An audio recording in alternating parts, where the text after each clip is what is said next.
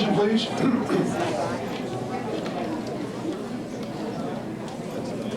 Can we all get seated, please, so we can start?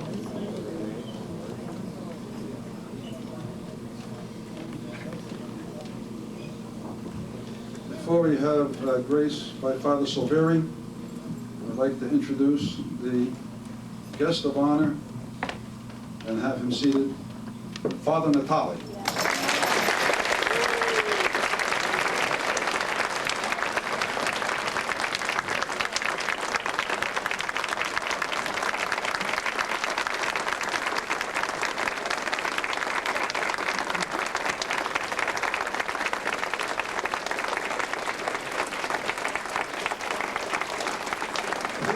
Standing. Father Silveri will say grace.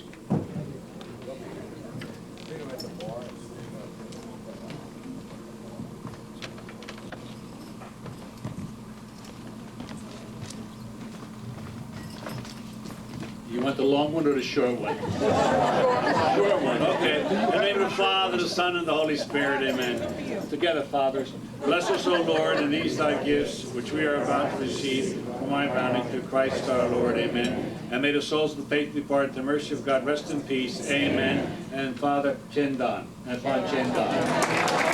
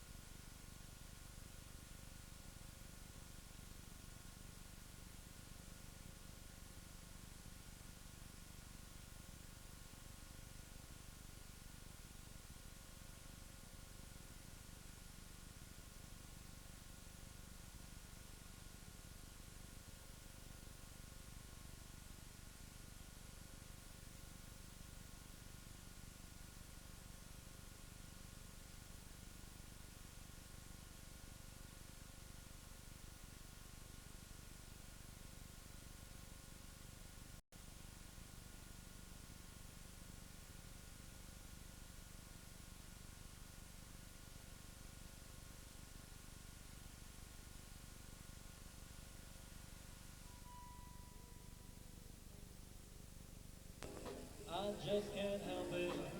Don't blame me. Here, please. May I have your attention? The wine is poured or should be poured. We have Father Natali's brother, Armand, would like to make a little toast to Father Natali.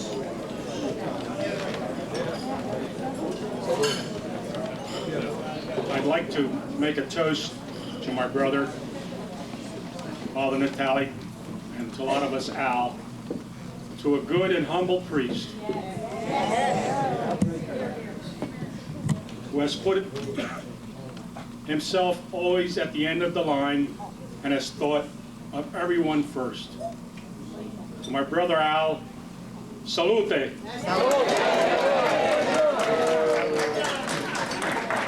Thank you very much.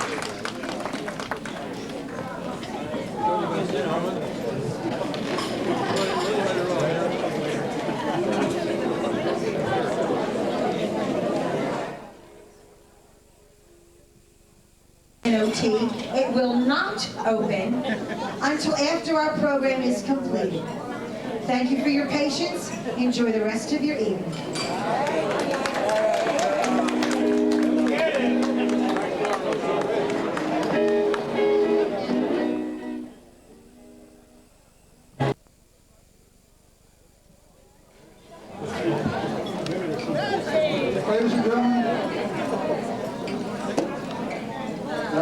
like to move along with the festivities. Right now, we have Anthony DiFlorio, who presented a little film, This Is Your Life, Father Natali. And we would like to present that now. Anthony, whenever you're ready. Can we have these lights out over here, please?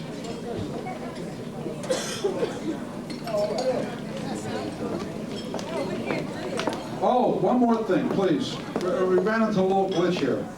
Some of you may have to move your seats or chairs or something to move over to the center here, because the screen is a little too small for everybody to see, especially in the outlying areas. So if you can, what's that?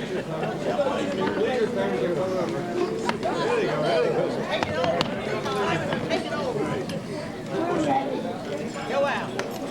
I'm going to take it over.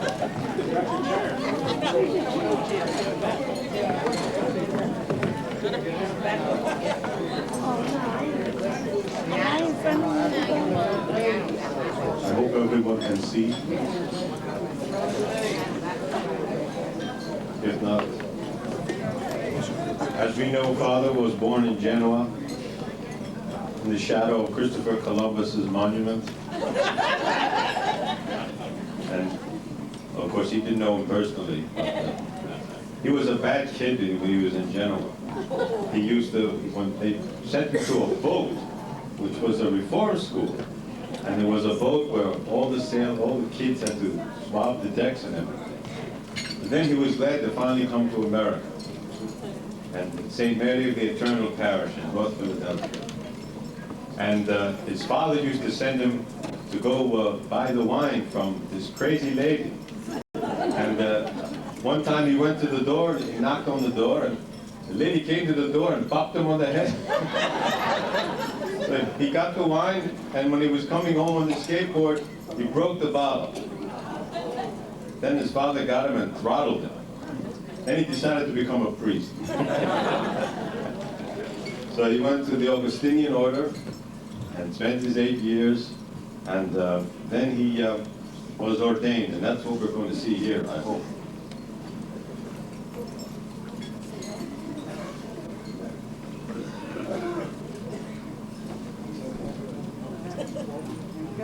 Oh, here we go. Playgirls. This is very fuzzy.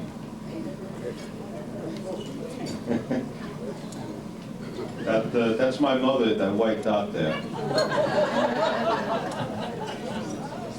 And my sister-in-law's in there too. This is a train going back. Oh, this is at my ordination. There I am, right there. I was very thin in those days. And I had a lot of hair too. And that's my brother next to me, I think. That's Mario Sposado. My brother always puts his 2 cents in. And that, I don't know what that is. This is my ordination. And that's the church where we had it. Whoever took these pictures must have been cockeyed. And they always bless everyone. After you ordain, you get your first blessing. You have to kneel down. And the Augustinians wear a capuch. A very nice church. And there I am. I was, I say, very thin in those days. And very tall, too. And I had a lot more hair than I do now. I think that's my mother with me. Mrs. Patterson. Oh, it's Mrs. Patterson, my brother says. There's Father Dougherty, and there's the dome. My brother should be up here because he knows better than I do.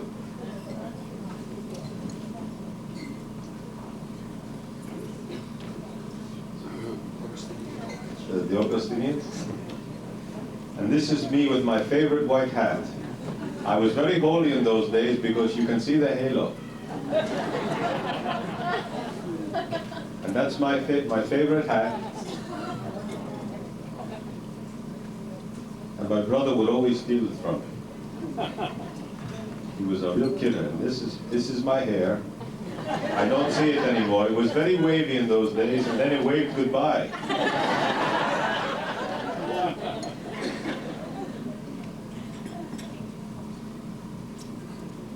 And that's, oh my goodness, look at that nose.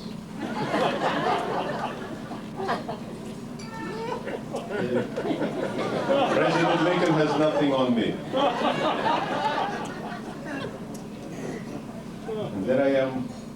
We are at the pool, throwing coins in the water. There's my brother's wife, my sister-in-law.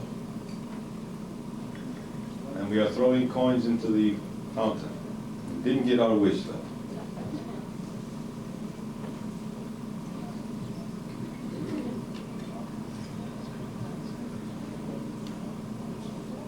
And there's my hat.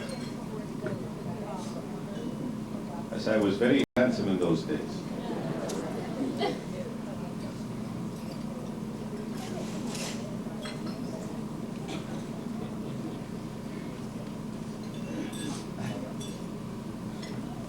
I had a very thick collar back then. And there's my mother again. She was very holy too. And there my brother steals my hat. And I'm going to get it back in a couple of minutes here.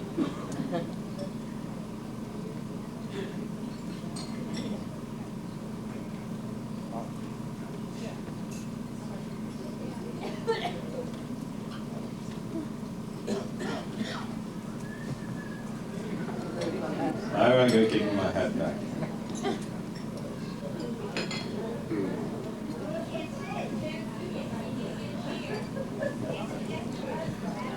There I am, that's a cameo shot of me.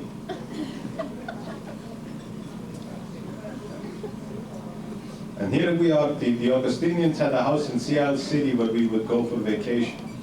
And whoever took these pictures didn't like heads. And many people don't know that during the war, when there was a shortage of ball players, I tried out for the Phillies. And I was a very good hitter. And this is my swing. But I was very thin in those days.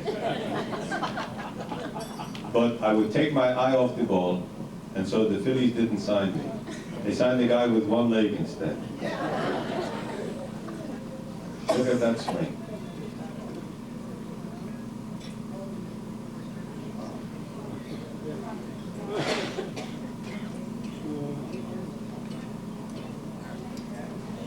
This is the early version of slow motion replay. But we don't have Richie Ashburn here with us. And you can still buy those bathing suits today. Of course, it's much more expensive the less material you have. And of course, this was during the war, so there were German spies that would come up sometime, you know, and we caught them on film. There was an insane asylum, and this fellow, he had nice teeth, but he was crazy. And occasionally we had to fend them off with sticks, you know. But he was a nut, this guy. And but he did have very good teeth, very nice teeth. Now this guy had bad teeth, but he was a good fellow. And here I am walking on the beach in my bathing suit. And you don't see my head, so you can look at my great body. But you can tell I never went in the water because I had my watch on.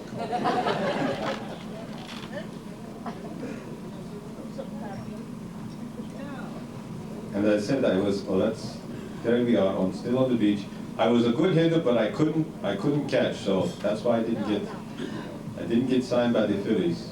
So we would often play catch on the beach. And here I am catching the ball. Oh, I caught this one. This is one that I caught. See, there I go. And I also could throw the ball too. Watch this.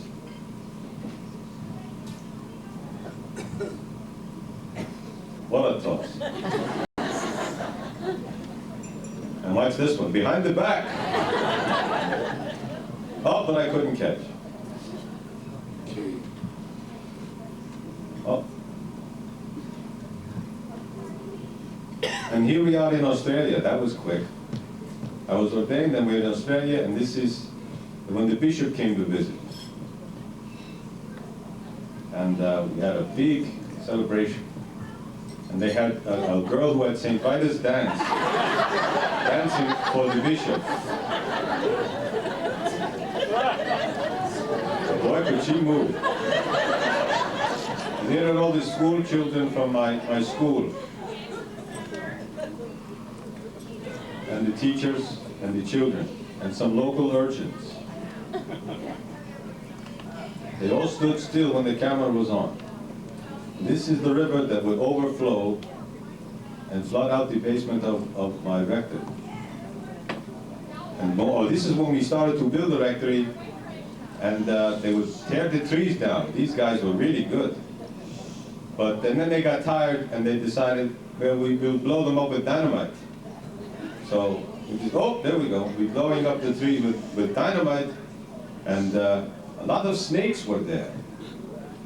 This is just like a movie with Schwarzenegger. And we would kill a lot of snakes. And this gave me the inspiration to write my book, Venom, which is available for $5 in the rectory, in the back of the church. And I will autograph it for you. Oh, there are the snakes. I will autograph it for you for free. You don't get any free snakes with the book, but you get the book. There are some more local urchins holding snakes.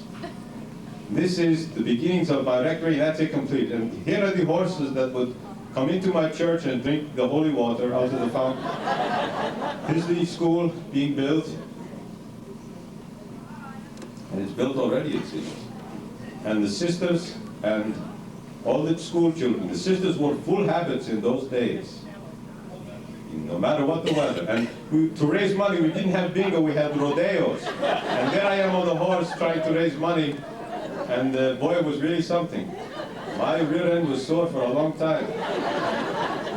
And that's how we would raise money in those days in Australia. Oh, that was something. And this is the building of the rectory in 1947 in Australia. And that's it finished. It was done so quickly, it had no color.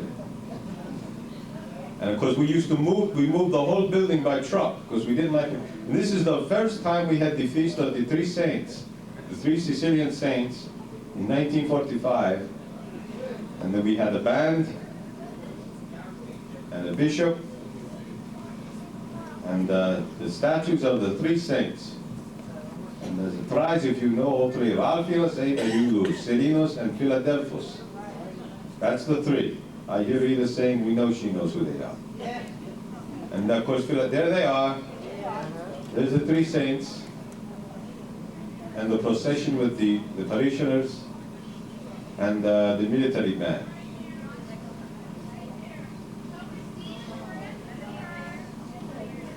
It's too bad you can't hear that band. They were really good. Just think about our May procession, and Manny, Mo, and Jack over there. And this is 10 years later. A friend of mine sent me a film. It had grown. The procession had grown greatly in 10 years. With the three saints, they now have a big canopy. They took Visa and MasterCard for the ribbons, for all the donations. And we had a long procession. And it had grown so much. And the saints had their own canopy so they didn't get sunburned. And they got some color in their cheeks too at this point.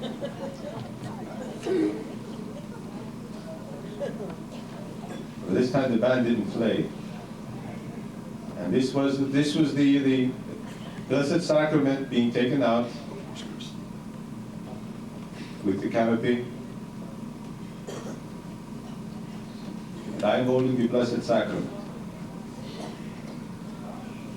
We are still in Australia at this point.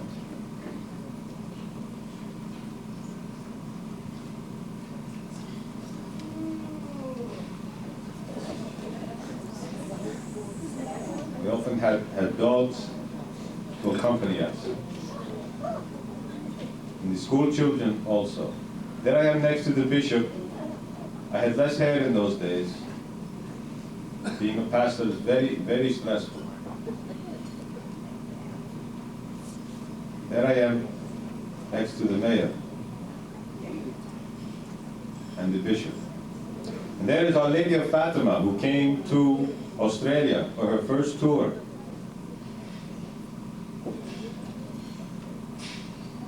We were very happy to have the statue.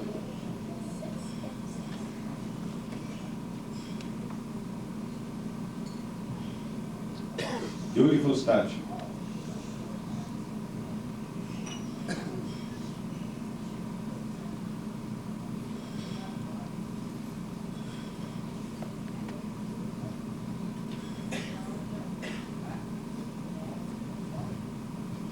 And of course, in Australia, there are very many rivers with lots of vicious, huge crocodiles.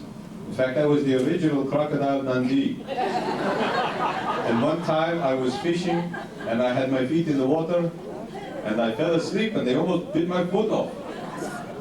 It wasn't this particular, but look at those teeth. My goodness. Later on, he became a pair of shoes. But he was very, very vicious. That is also in another one of my books, which are available at the rectory.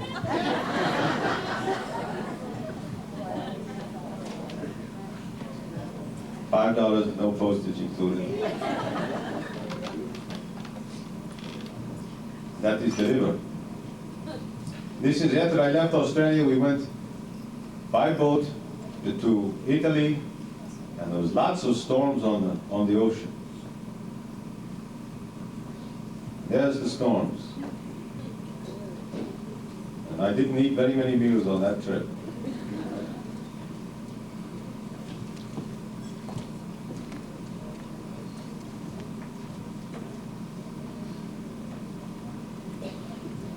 Here we are in Italy, and we are driving in a bus.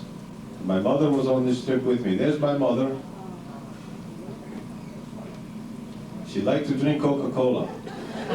In fact, they gave her an endorsement. There's my mother again with her pearls. And some relatives were there along with my niece. There is my niece who was very popular with the boys. And we had to keep those Italians away from her. There she is again. Naturally bouncy hair.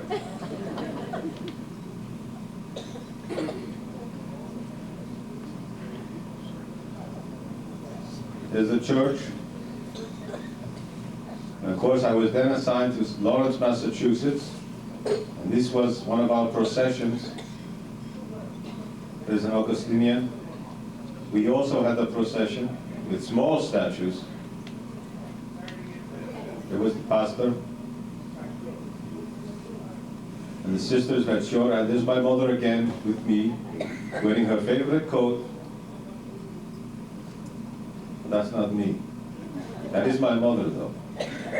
Here I come up now. This was a wedding of, there I am. I was very gray in those days.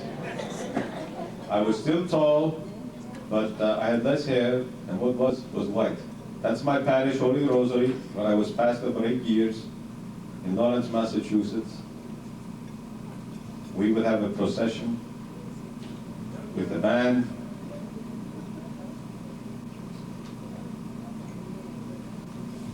That's the school where the mayor's children would be, and that's the end.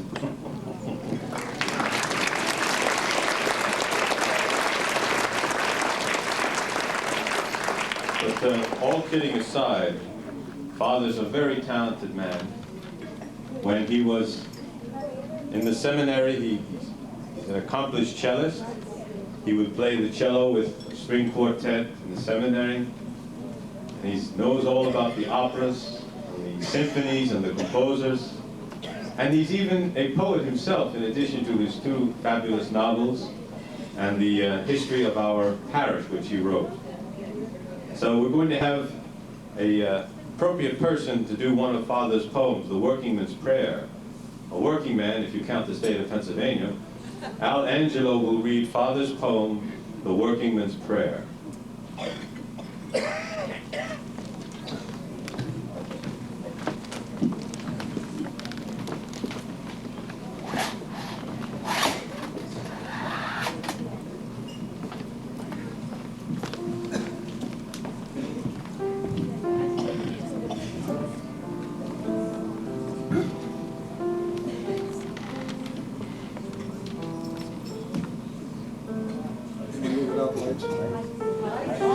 Lights.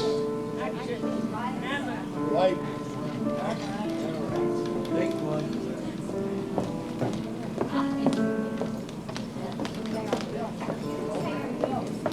Can we have some lights out here, please?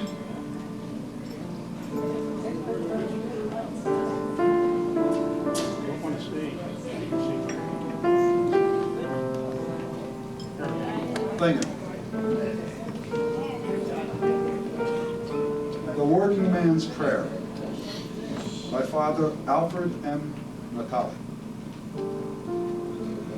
Lord, if in the time I'm toiling, my thoughts do err and sink, it's because my home and family are the loving things I think. It is often in my weakness, despair upsets my day. My laboring hands get weary, and I find it hard to pray.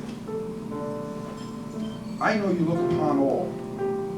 I thank you for my share. I need the will to go ahead, and sickness do me spare. It's my plea and it's my prayer to toil until the end. Oh Lord, give me your blessing, and I need your helping hand.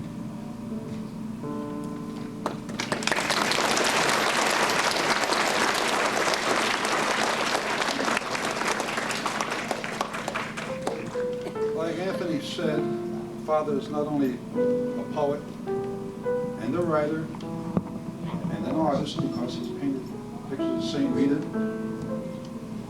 but he's also an accomplished composer.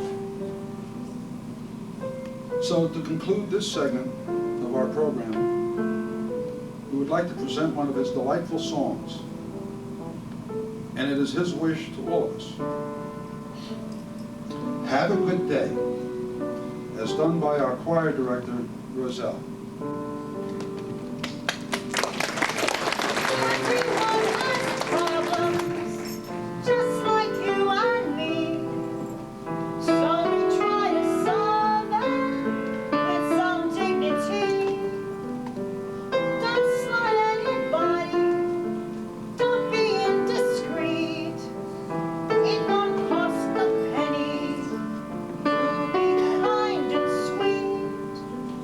Start each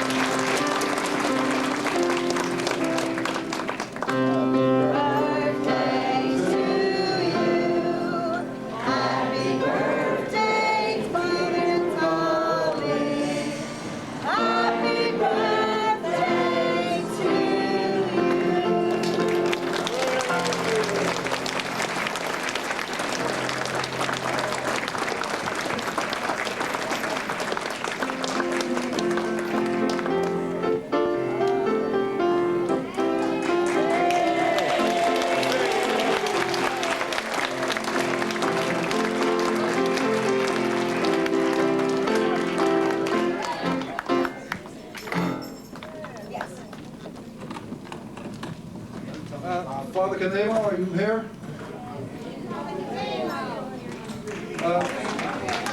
Father Canemo would like to say a few words to Father Natali. Would you please come up?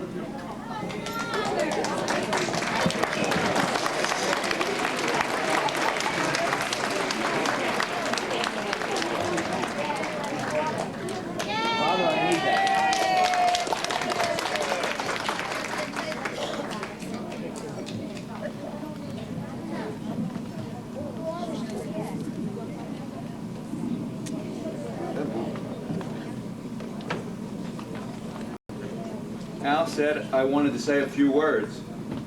I don't think I'm capable of saying a few words.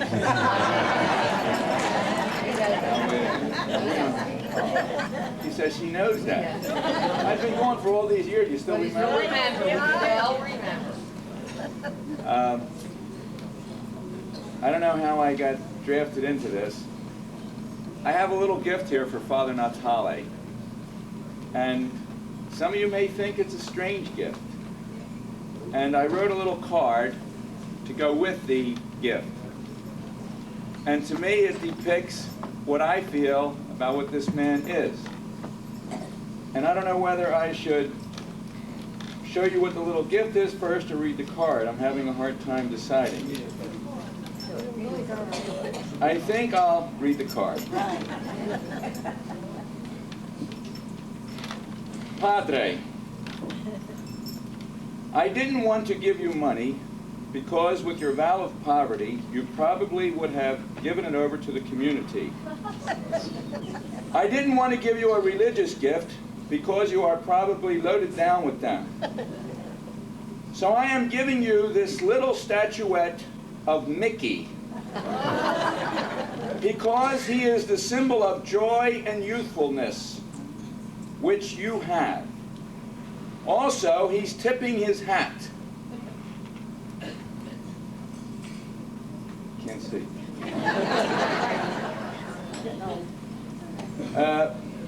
He's tipping his hat. He's tipping his hat to you. And that's exactly how I feel. Hats off to you, Alfredo. You are a great priest. You have shared the joy and peace and love of Jesus with all you have touched, including me.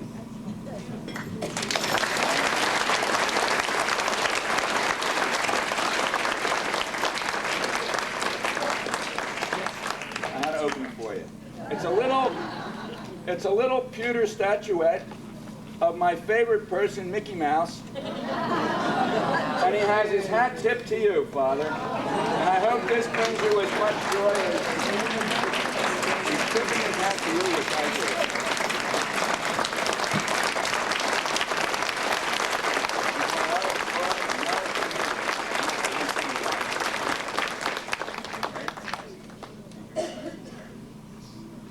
God bless you.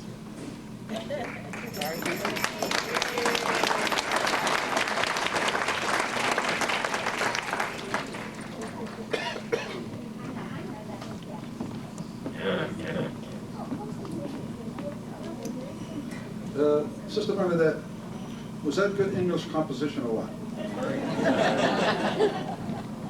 You're okay, Father Gadama. Well now, you know, we've been doing a lot of talking about Father Natali and a lot of festivities. We had a big mass for him and everything. I think now's the time to hear from him. Father?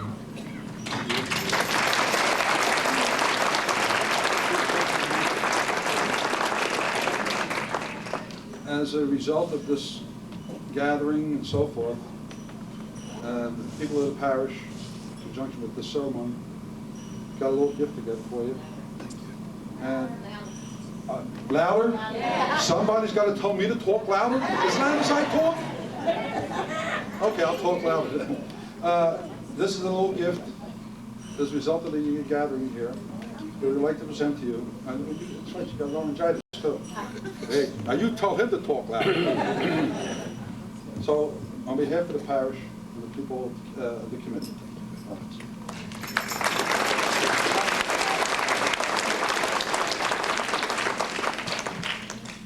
Well, it's very hard for me But, you know, when you start to talk about something, it's always good to give a joke.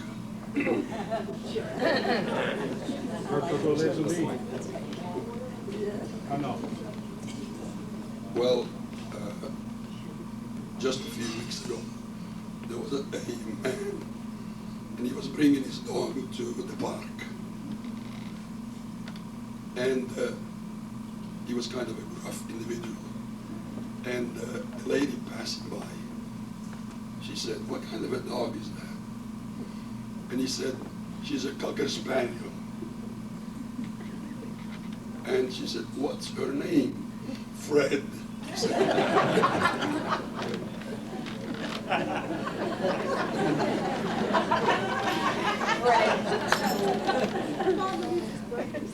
There was a woman that she thought she had lost her identity altogether because her husband used to call her "my wife,"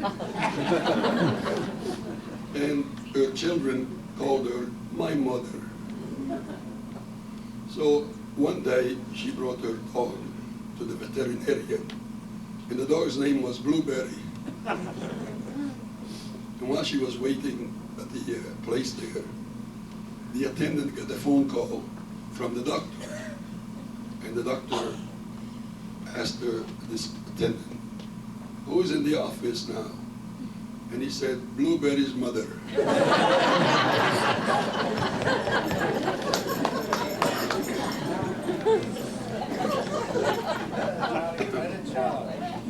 There's another joke. I think somebody already heard that. It's about the old boy who couldn't reach, you know, the bell of a house. And no matter how he tried, he couldn't reach the bell. So a very portly gentleman comes along and says, "My boy, let me do it for you." So he rings the bell and the boy says, "Let's run now."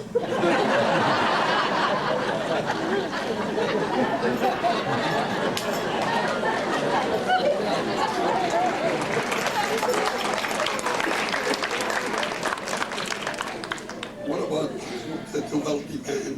There was a very wealthy man, and he died. And he went up to heaven, and he was trying to rush through the gates of paradise. When Peter said, "Whoa, where are you going?" He said, "I'm going to heaven." He says, "Oh yeah." He said, "Well, what did you do in your lifetime?" And he says, "Well, let's see now. I gave a quarter to a poor man the other day."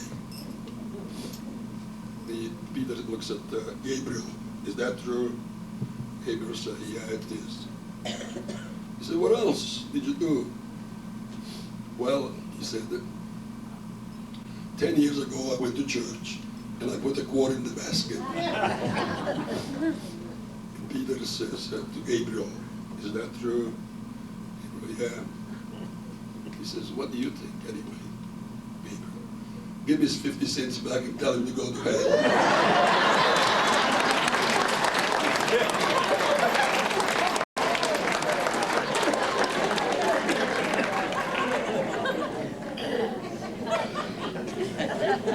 I have more jokes, but I can't stop.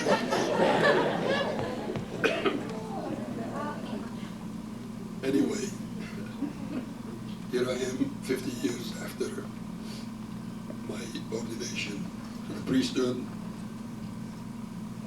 Thanks be to God, I have arrived to so far.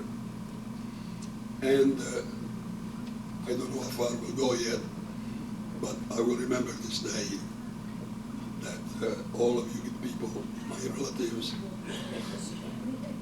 my good friends of many years, and all of you, my friends of this parish, have given me this wonderful day that I will appreciate forever.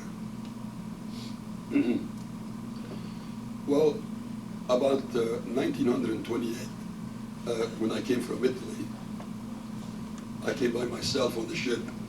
I was about, I think about 12 years old. My father and mother were already in the United States. About 3 years after, I had a vocation to become a priest. And some very good school teacher, good Catholic teacher, her name was Mrs. Patterson, God rest her soul. She brought to me to see a priest. He was an Augustinian. I didn't know anything about Augustinians or Franciscans or Carmelites. I only wanted to be a priest. And it didn't make any difference what they were. So she made me meet this wonderful priest, Father Joseph Doherty, who in those days was the Dean of Science of Villanova. And he was saying Mass somewhere up in North Philadelphia. And he asked me, do you want to be a priest? Yes, I said, I do. Well, he says, I was going to public school. I was going down to Thomas Pierce school, grammar school. And I was in the 6th grade. Before going there, I had to go into the convent school there to St. Mary the Eternal Church. And I was very bad in those days when I just came from Italy. And I used to fight with the kids. And so when I had the vocation to the priesthood, I calmed down, you know. And I was going to the Jefferson School to learn English, and then I went to the Pierce School. And so Father Doherty says, go to the Catholic school because you'll be going to the seminary.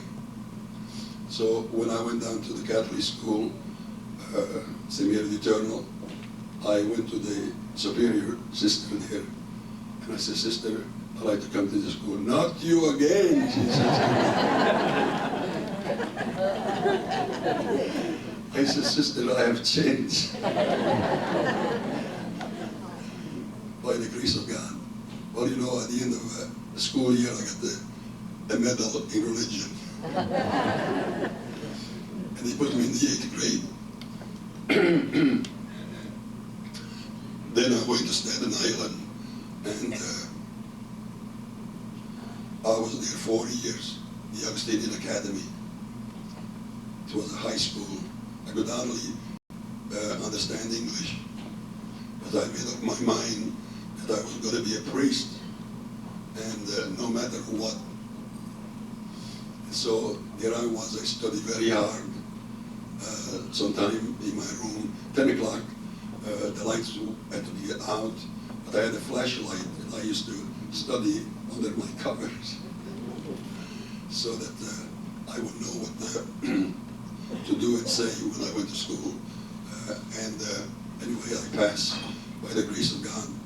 Then we went to the novitiate in New Hamburg, in New York, and there we spent 1 year of farm work. We had to take care of the cows, their manure, the chicken. They put me in charge of the chicken, 200 Rhode Island Reds. And every morning I used to go there in the chicken coop and look for eggs. And I think I knew the name of all the chicken, Teresa, Josephine, Teresa, why don't you lay? I come again the next day and no eggs. So my superior would say, those don't lay eggs, get them out and kill them, and we'll have them for dinner. That's what I used to do anyway. And then we had a pump on top of the hill. It always broke down, 270 feet down to pump water up. It was right near the Hudson River. And sometime we used to be there pulling up the pipes and everything because they would break. We'd be there till about over 2 or 3 o'clock in the morning. And our superior, he would make omelets for us, put them in sandwiches. But anyway, that year went fast. We received our simple vows at the end, and then we went to Villanova for philosophy. The 3rd year, we had the vows of poverty, chastity, and obedience. And then on the fourth year, we went to Washington for a theology course. My third year, I was ordained a priest, and I had to stay there another year for studying for the faculties of confession. And after that, they chased us down to all parts of the United States. I was sent to Lawrence, Massachusetts, the Holy Rosary Church. I was there only 10 months when my provincial came up, and he said, back up, you have to go to Australia. So I said, where's that? He said, you'll find out. So I had to go to Washington again, to our college. I had to get shots, and I was there for about a month. And then my provincial gave me a check. He says that will last for the whole trip, about $2,000. And I took a train in Philadelphia for California. My mother was there, my brother, his wife, and we say goodbye. And my mother, of course, you know, being sentimental, she was weeping. So I went to California, and the war was still on. But when we were in Nebraska there, we heard that the war was over, and all the sailors on the boat, on the trip, on the train, and the soldiers, they tried to go out, you know, and look for a liquor store. They wanted to celebrate, but they were all closed, except in San Francisco. There was quite a bit of riots over there among the soldiers and the sailors. So here I am in San Francisco, and I said to myself, where am I going now? So I went to the closest place called St. Francis Hotel, and I asked them, is there a room? No, it's all filled with soldiers and also captains and generals and all that. It says there's no room. Well, suppose I wait for a while, will there be a room? Well, perhaps, you know, somebody leaves. Yes. I says, how much is a room? $17 a day. Oh, I said, that's too much. So I got on the phone and I called the closest church to St. Francis Hotel. It was St. Mary in Chinatown. And there was a very nice priest, very nice pastor. I said, Father, could you use an extra priest? You know, I like to work my way. Oh, by all means, he said, come over. And I went over and gave me one of the beautiful rooms and of the house there. They were Redemptorist fathers. And I waited for Father Greenlee, who at that time was the secretary of the provincial, to make sure that I would get a place on a boat or on a plane. So finally, after a month, there was two soldiers with their jeep. They came over to pick me up, and I told Father, the pastor there, he was an Irishman, God bless his soul, and I knelt down before him and I wanted his blessing before leaving, and he put $100 in my hand. You know, after being a month there, eating and drinking, and of course I work, I said Mass, and I heard confessions, and I went to USO to take care of the soldiers and the wax and all these other people who were there at that place. And then we went to this airfield, and we went on a C-52, big planes, and they showed us a film before leaving how to save ourselves at sea in case the plane would would fall down in the water. And it was my first time. I was a bit scared. And when I went in the plane, there were soldiers sleeping on the floor, other dignitaries on bucket seats. I was put besides a general there. His name was, I still remember, General Heavey. And from San Francisco to Oahu in the Hawaiian Islands, it took us 12 hours. And there I met a very fine priest who said to me, he said, you know, our whiskey is rationed here. I said, well, I'm not a drinker. Well, he said, I'll give you a bottle anyway, you might need it on the way. And so he gave me his ration. I put it in my suitcase. And I was accompanied by a Lieutenant Hoban. He was going to a city to pick up an Allied steamboat to bring back to the United States. And Lieutenant Hoban, he was one of my companions. He was a very fine gentleman. And we first went to Tarawa with a plane. There on the beach I saw thousands of tanks and helmets and guns and everything strewn all over the water there. It was a little after the war. It was a terrible sight. Blue sky and blue sea and all this, these things, you know, on the beaches. And there we were only there for about an hour or two because they brought mail to the soldiers there. And then from Tarawa we went to Canton in the Phoenix Islands. The same thing there. And then we went to Guadalcanal, and we saw again there on the beaches all these tanks and everything, you know, broken to pieces. It was after the war. And there the plane landed on the field, and these soldiers all ran over to pick up their mail. And there were soldiers on the plane, they left the plane, and new ones came in. And then finally we got to Brisbane. And there in Brisbane we couldn't find a place to stay. Only Lieutenant Holman gave a very sad story, and we were allowed to have one room. So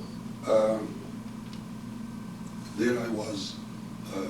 We stayed there only one night because we both were looking for a plane to go to our destination, and I found a plane that would go to Cairns, 1,200 miles north. And I got my okay before Lieutenant Hoban. He was not home then, so I left a bottle of whiskey there with the note, please take it. And when I arrived in Cairns, all the Irish founders there, God bless their soul, they were wonderful priests. They welcomed me, and they opened up a credence. There was more to drink there. You could fold the black battleship. And I thought perhaps not bringing the bottle of whiskey, they would think I'm a drinker, you know. So I gave it to the Lieutenant Hoban. And there I was in Cairns for at least, I would say, almost a year.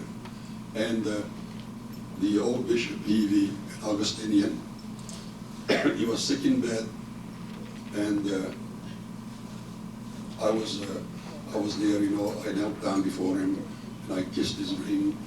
And one of the priests told me, call him my Lord. We called him my Lord here in Australia. We don't call him bishops or Your Excellency.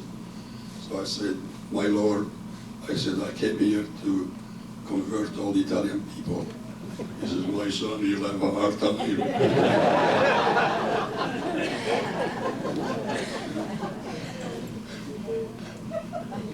Anyway, I started in Cairns. I visited every single Italian family in Cairns. And poor people, there were a lot of poor people who had just come from Italy. They lived in miserable conditions. Those that were there for at least a generation, they were very wealthy. They had sugar farms, and the sugar farms paid very well. And those that were just starting, I remember some of them, they lived in cow barns. Not one family, but 2 or 3 or 4 families. And these people were crying, you know, saying, in Italy at least we had a decent home. Here we come to this country and we have to be in barns. But, you know, you had to build them up, you know, because many of them had just come back from concentration camps. during the war, they put all Italo-Americans in these cow trains, you know, they were the cows, and they shipped them down to Sydney or to Brisbane or to Melbourne in concentration camps, men, women, and children, because, you know, Italy was at war with the Allies. And when these people came back from a concentration camp, some of them couldn't even find their farms anymore. They lost everything. So you can imagine the morale of these people, how low it was. And I had to go from house to house to encourage them and to ask them if they needed anything, you know, to let us know. We would go and help them and all that. So I went all through the diocese of Cairns, which is a very extensive diocese. And every parish I went, the good Irish fathers, God bless them, they were real apostolic men. They brought me to see all these Italo-Australian people, whether they were in farms, whether they were in tobacco place, or they were in dairy farms. I saw them all, and I can tell you that I saw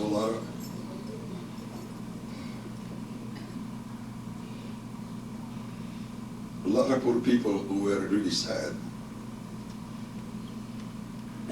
So after staying there for a while, the bishop, he said, you have to go to Silkwood. You have to start a new parish. And I said, okay, my Lord. He was well then, you know. He was an old bishop, but he was well then. And he said, my boy, he said, you know what? He says, I have to go to Herberton, which was a place about 3,000 feet above sea level. And in order to go to Herberton, I had to go through a section of a road that was called the Devil's Elbow, where it went up perpendicular, you know, with a big precipice there. When I was halfway, the car stopped, and I said, my Lord, I said, I have no more gas. He said, please, I said, sit on a stone there, and I'll go back and see if I can get some gas. The poor man, I put a newspaper on his head, because it was really hot, really tropical, you know. And when I came back, he was almost dead. And I had to push him in the car and to go to the place where he had to go. And then I went to Silkwood, and there, the public schools in Australia, we are allowed to teach catechism in the public schools, thanks to the Australian government.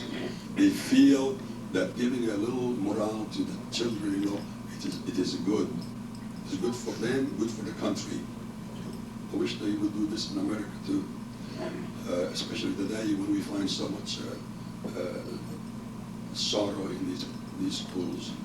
Anyway, I built a school for the kids from an old sausage factory that was burned down. Then I built a convent for the sisters. And then there was an old house there. I built that house up also. And I had a... He says, Leo, come over to me, he says, and help me with the Mass. I said, right. So I used to come over to help him with the Mass. And gradually, I stayed there. My mother got sick then, and I had to help her, you know. I had to get permission to be with her. And that's my superior, my provincial gave me permission to stay at St. Mary Magdalen. And the cardinal gave me a permission indefinitely to stay also at the, and that is the part of my 50 years of my priestly life. Thank you.